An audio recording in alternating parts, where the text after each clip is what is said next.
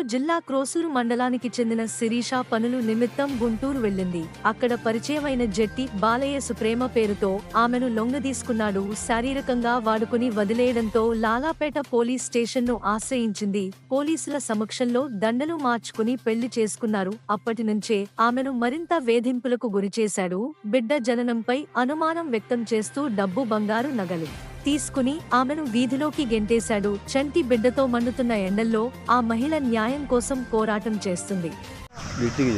నా పేరు శిరీష. నేను పని నిమిత్తం గుంటూరు వెళ్ళాను. గుంటూరు వెళ్ళిన కాడ జట్టి బాలేశ్ అనే అబ్బాయి పరిచయం అయ్యాడు.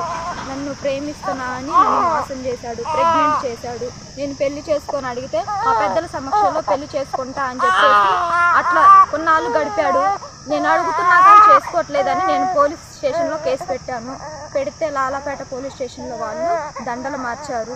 దండలు మార్చినాక నన్ను బాగా టార్చర్ చేసేవాడు. రోజు తాగొచ్చి కొట్టి చేసి నన్ను ఇట్లా చేస్తావా, నిన్ను మోసం చేద్దాం కదా అనుకున్నాను, నువ్వు నన్ను దండలు మార్చుకునేలాగా చేస్తావా అని చెప్పేసి రోజు తాగొచ్చి కొట్టేవాడు.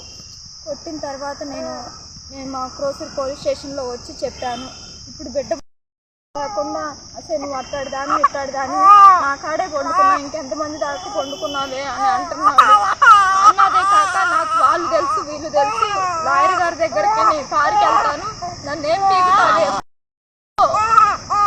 వాళ్ళకి మనీ అనే బిస్కెట్స్ వేయాలి, నువ్వు వేయలేవే అని చెప్పేసి టార్చర్ చేస్తున్నాడు. నా బంగారం తీసుకున్నాడు, డబ్బులు తీసుకున్నాడు. నాకు మీరే న్యాయం చేయండి సార్.